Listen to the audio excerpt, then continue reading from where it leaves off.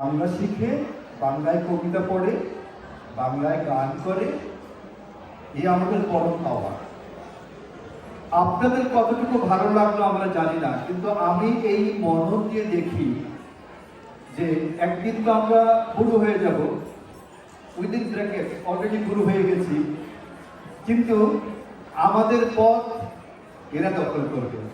সেজন্য আমরা চাই যে আমাদের ছেলেমেয়েরা যেন আমাদের সাথে থাকে, অন্তত তাদের যদি আমরা ঠিকঠাক মতো উৎসাহটা দিতে পারি তাহলে ওরা আমাদের অনুষ্ঠানে আসবে।